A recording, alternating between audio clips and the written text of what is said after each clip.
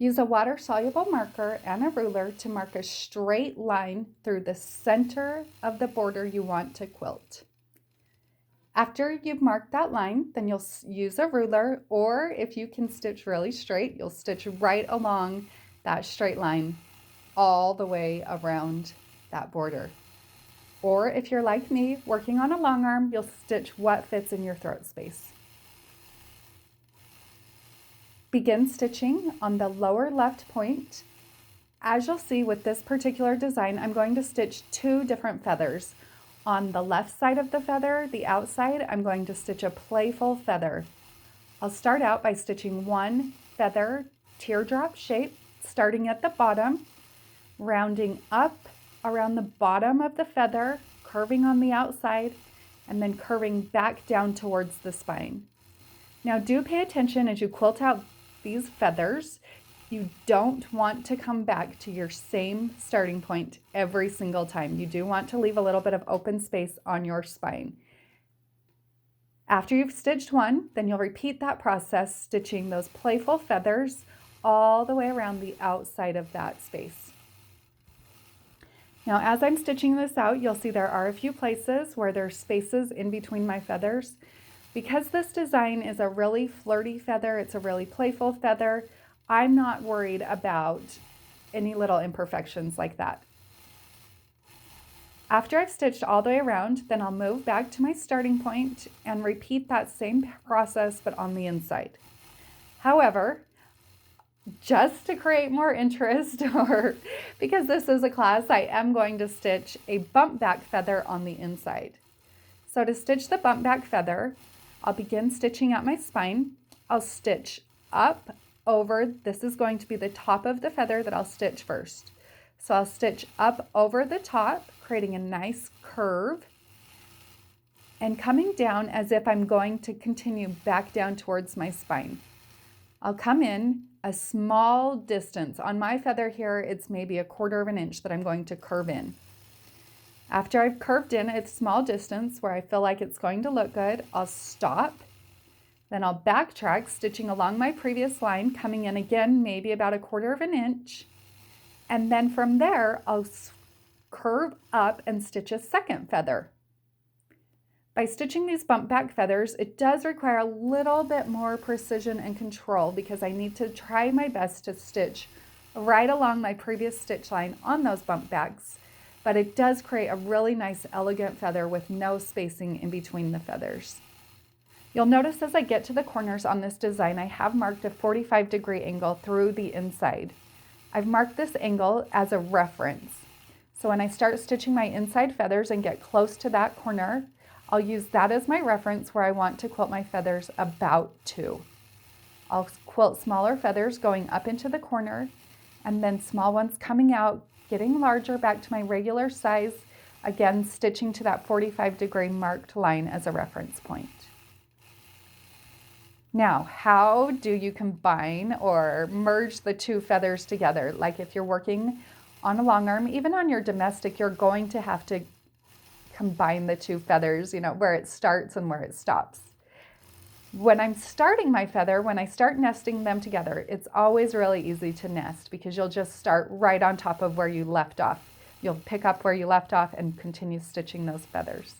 However, when the 2 feathers then come back together, the tops connecting into the bottom, you do want to start paying attention. I usually start looking ahead 3 to 4 feathers ahead and adjusting the size of my feathers so that they'll nest really nicely with the feathers that are going to be above it. So whether it's a bump back feather or a more playful feather, I'm always watching ahead, adjusting my space and fitting in a feather where it needs to be.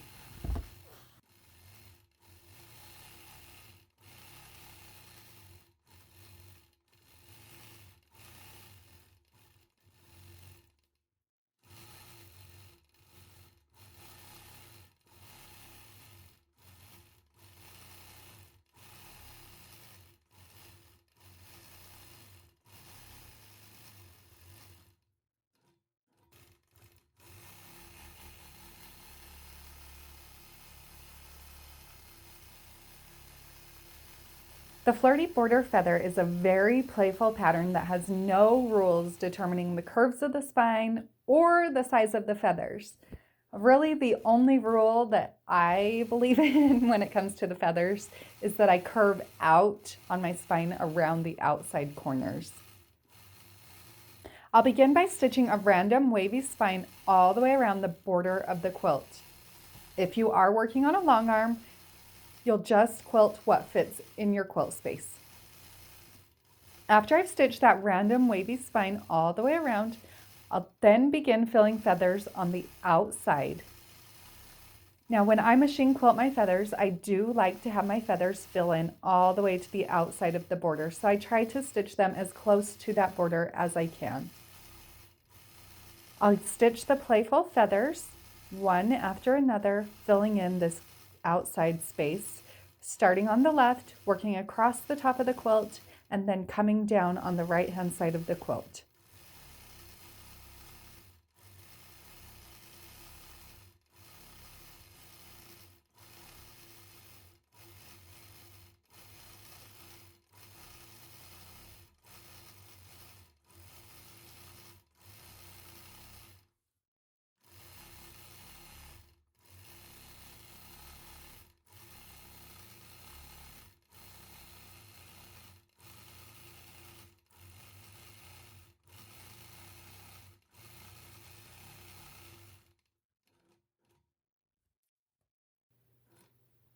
After I've completed the outside, then I'll move to the inside.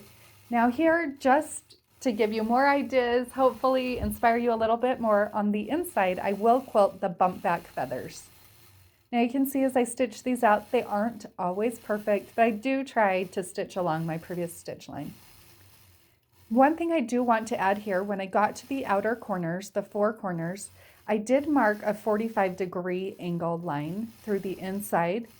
This line is here as a reference. I like my feathers to appear as if they're wrapping around themselves on the border. So as I'm quilting those inside feathers, I'll stitch them just about to that marked line. And then when I come back around the top, I'll wrap the feathers right back around themselves. After I've completed all of the machine quilting those feathers, I'll spritz away any marked lines, and I've got a darling flirty feather.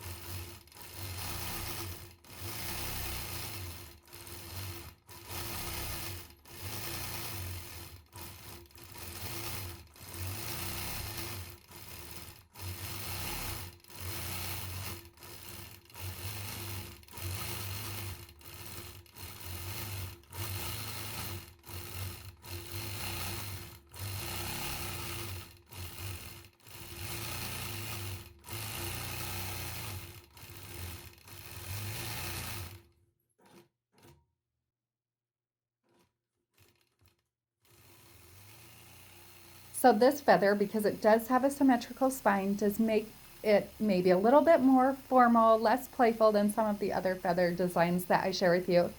I personally believe there's a time and a place for every type of feather, every type of quilting. So maybe a more formal quilt, you'll want something, or I should say more traditional type quilt, you may want something more like this. I'll begin with a water-soluble marker and a ruler and mark a straight line right through the center of the border that you want to quilt with the symmetrical feather.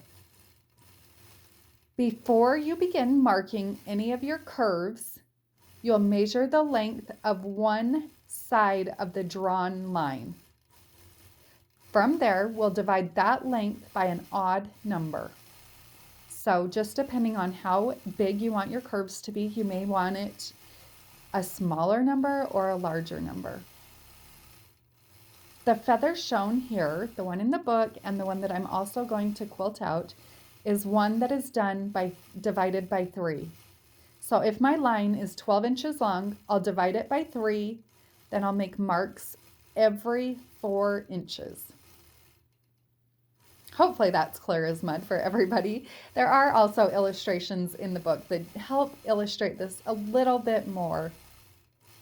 Using the number calculated in step 2, mark dots along each side of the square. The example in the book has 2 dots marked, dividing the line into 3 segments. Using a water-soluble marker and a curved ruler or a template, draw smooth, symmetrical lines through the border, making sure that the corners are convex curves as shown in the sample. After I've got all of my marking complete, I'll begin stitching. I'll stitch along the wavy curved spine. Now, if you're struggling here, you could always use your templates or rulers to help you keep that line nice and straight. I prefer just to free motion quilt along that line. After you've stitched your entire spine, then you'll begin stitching feathers. Now, do note here, if you are stitching on a long arm, you won't stitch your spine all the way around. You'll just stitch what's in your working space. From there, I'll begin stitching feathers. Personally, I chose to stitch the feathers, the playful feathers, on the outside of my spine first, wrapping all the way around. You'll notice as I quilt these, some feathers are quite large and some are really, really small. After I've stitched all the way around, then I'll come back to my starting place and stitch feathers along the inside. Now, something I do want you to notice here, when I get to my corners, I have marked a 45-degree angle line right through my corner. This is just an extra thing I like to do and use as a reference line. So when I'm quilting that inside curve, as I get close to my corner, I'll start stitching my feathers so that they only stitch to that diagonal line. When I get up right into the corner of that curve, I'll stitch one small feather and then go back into the larger feathers, stitching them almost to or similar, somewhere close right to that marked line. From that point, I'll continue filling in feathers on the inside of the line. By adding in that 45-degree angle line, the marked line, and wrapping my feathers around like I've shown you here, personally, I feel like it just makes those feathers look like they kind of wrap around themselves really nicely.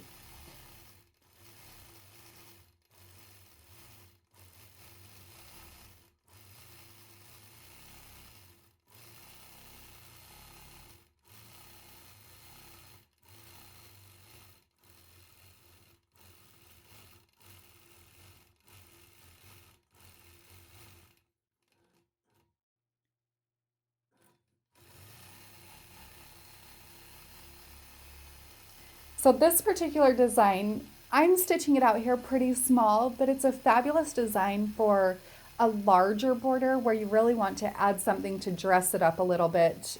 This design is really good for that. So start out by stitching a random wavy spine around the entire border. Now remember here, if you are working on a long arm, you'll just stitch what fits in your throat space. After you've stitched that wavy spine, you'll begin stitching on the outside of the spine. Stitch a single feather and then fill the inside of that feather with 3, 4, 5, maybe even just one small feather. You'll make those feathers look like they're laying on the bottom side, using the bottom side of the feather as the spine. From that point, you'll stitch a second feather, but this time do not fill the inside, leave the inside open. Move on, stitch a third feather. This time though, you will fill in with that small feather filler on the inside. Repeat this process, filling in feathers on every other feather until you've completed that entire feather design. Something I will note here with this particular design and several of the feather designs that I am sharing with you here, I particularly prefer when my feathers are a continuous feather like this one for them to go clockwise around the quilt. It's just the way that we naturally see, it's the way that our eye naturally reads. So I do prefer to stitch a feather like this in the clockwise direction all the way around my quilt.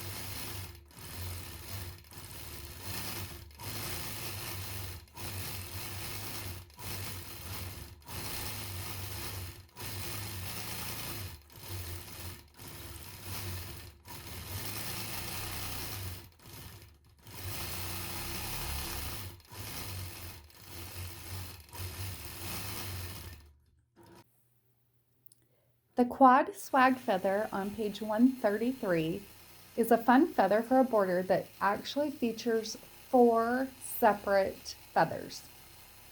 So to start out, I'll lay out my quilt and find the center on all 4 sides of this border.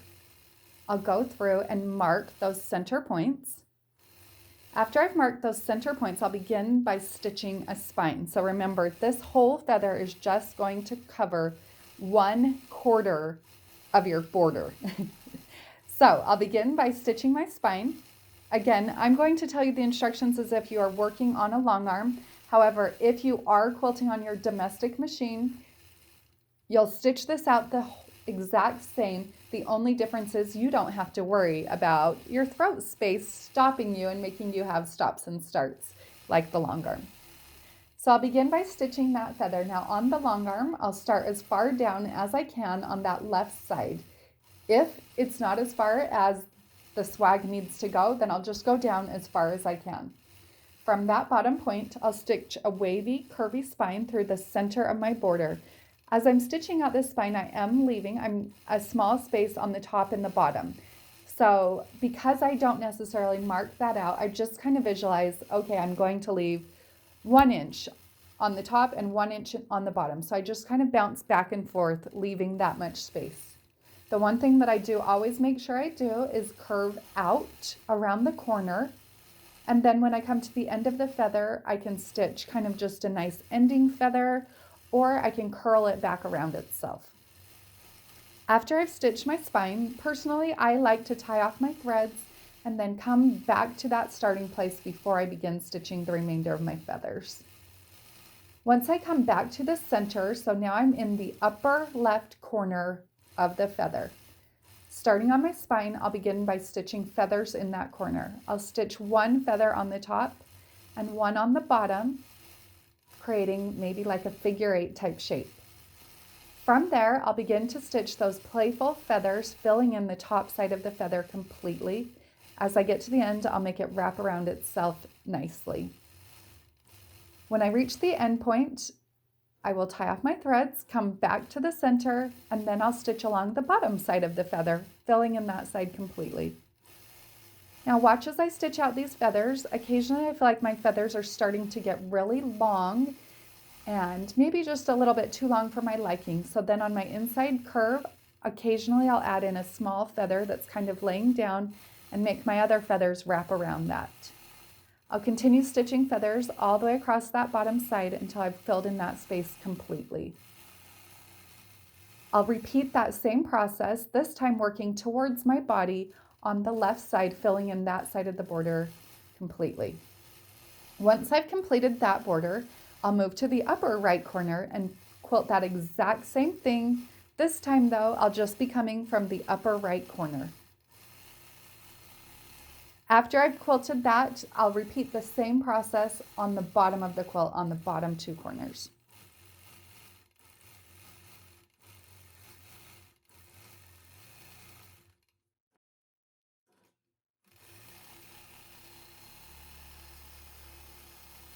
All right, so the design that I am going to show you here is just a slightly bit different than what's shown in your book. It is the same design that's shown in the book, but I'm quilting it so that my swag starts in my upper left corner versus the upper right in the book, and then also the lower right corner. So I think you'll still totally get the concept here, just a slight variation.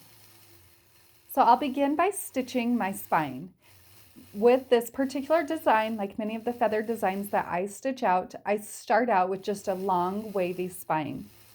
Now, if you are working on a domestic machine, you'll want to go through and stitch your spine first and then come back and begin stitching your feathers. If you are working on a long arm, again, I will go through and stitch my spine out, but this time I'll just start as low as I can on the left side of the throat, stitch up around the corner, all the way across the top of the quilt, and then finishing in the upper right corner with 1 feather.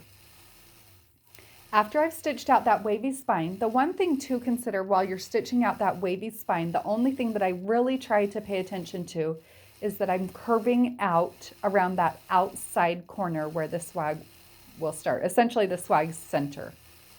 After I've completely stitched that spine, I'll work my way. I could either stitch back down my spine or cut my threads like I do here and come back to that center point. From that center point, I'll stitch one feather on the top side and also one feather on the bottom side, making it so that I've got kind of a figure 8 shape right in the center. From there, I will begin to build feathers on the inside and the outside of that fun spine. Personally, I chose on this one to start on the outside. It really doesn't matter if you start on the inside or the outside. So I'll machine quilt those fun, playful feathers all the way across the top side of that feather until I fill in all the way to that end of the spine. Now, as I'm quilting these feathers, something to pay attention to, occasionally I'll add in a little laid down, smaller feather. When I start to feel like my feathers are getting maybe a little bit too long, especially in a wider border, then I'll add a small feather that lays down on that nice inside curve and then start to build feathers around that, really making my feathers look or appear as if they're wrapping around themselves. Once I've completed the top side of my feather, I will again tie off my stitches, come back to my center point, and then stitch the feathers along the bottom side, all the way across until I reach the far right side.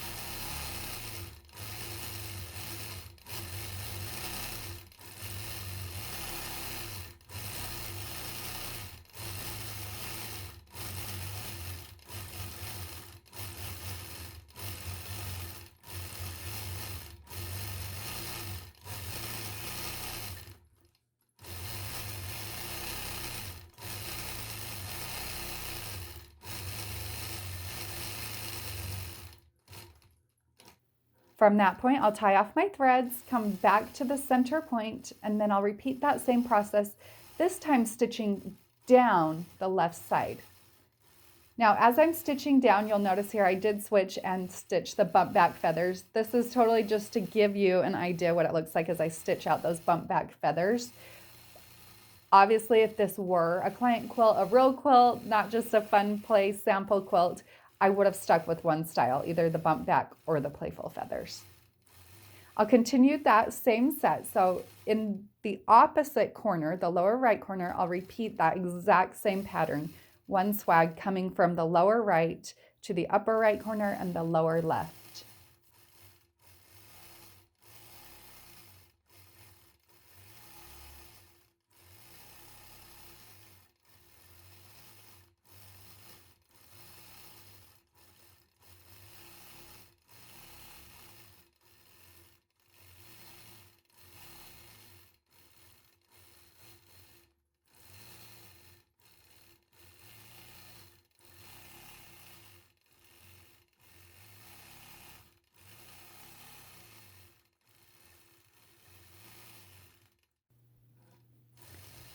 So with this double swag feather, obviously you're going to need to quilt along that second right side.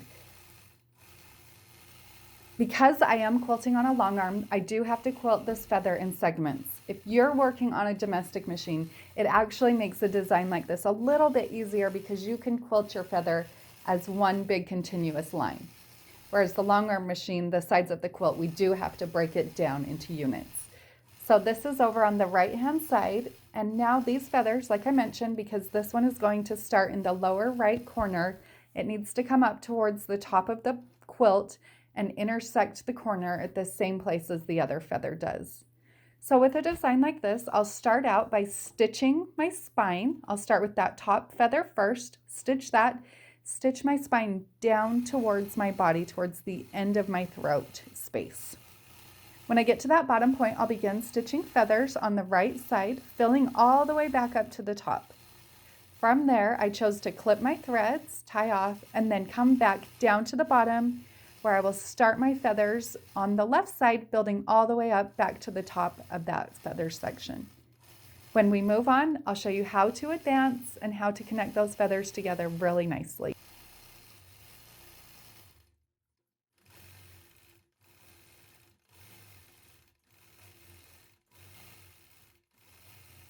I'll begin by stitching a single hook feather.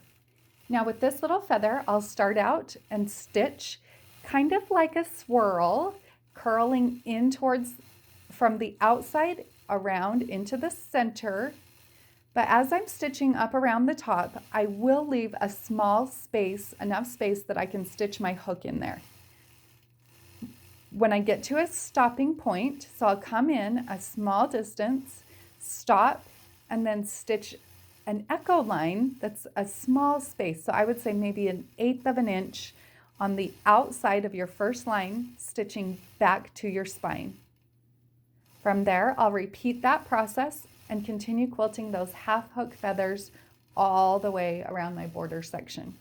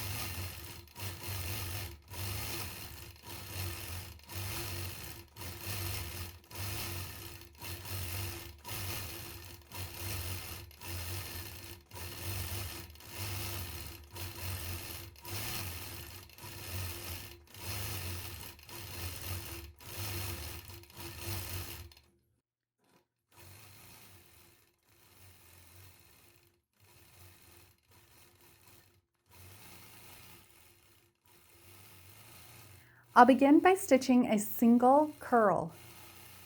After I've stitched that first curl, I'm going to stitch back down to the beginning where I started and fill in with 2 small feathers. From that point, I'll stitch a second curl feather facing in the opposite direction. So to do that, I'll stitch a long swirl, then stitch back down my spine. Now notice as I'm stitching out these swirls, occasionally I do cross over my own stitching line, and it kind of creates like a ribbony look. So I'm okay with this curl swirl design if my stitching does cross over. I'll stitch back down that spine, add in a couple small feathers. Now notice sometimes I add in two, sometimes I just add in one, depending on the amount of space I've created, and then move on to the next feather, repeating this process until I've filled in that space completely.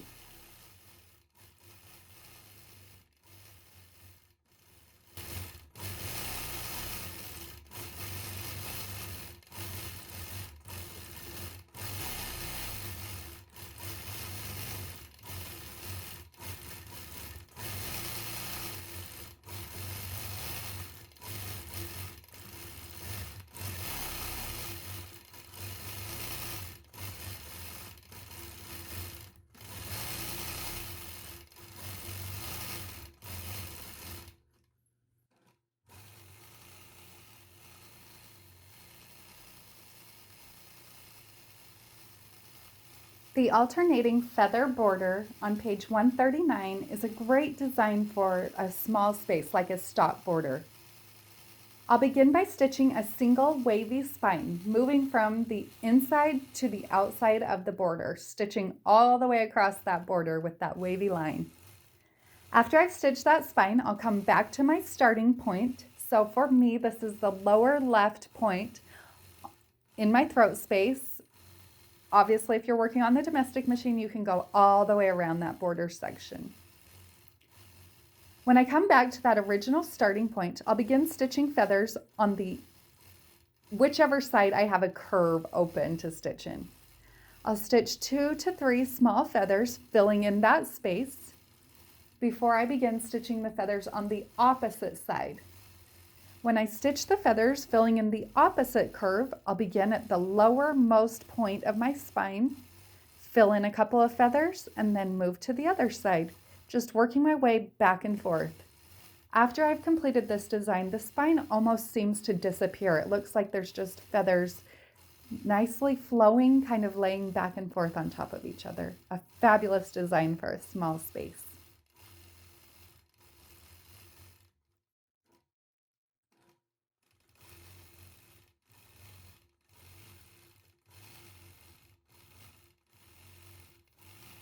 This little design is another one that's really great for a small space like a stock border. I'll begin by stitching a single hook feather, but this time, instead of coming all the way back down to my spine, after I've quilted one hook, I'll come back down maybe about a quarter of the way before going into a second bump back feather.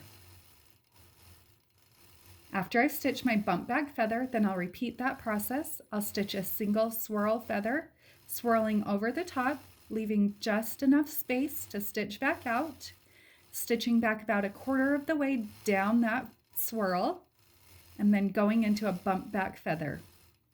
I'll repeat that process going all the way around the feather design. I personally like to stitch this design going in a clockwise manner around the quilt. Sorry, I can't talk today.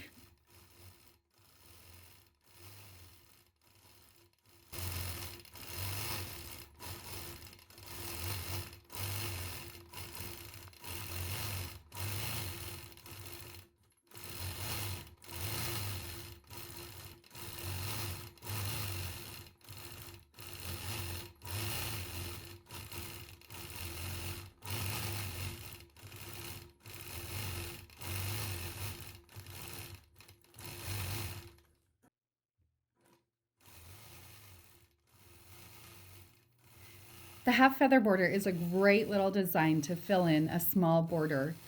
It's really simple, it just adds a lot, but it's also a great place to start, a great place to practice. I feel like if you are struggling with your feathers, come back to this half feather border and just practice, practice, practice. And I really, really, really believe it will help you so much. So stitch a small half feather. After I've stitched one, I'll simply repeat that same shape over and over and over and over. Once I've mastered that side, switch to the other side. So as you see here, it would be like the left side. Now switch and practice with the right side.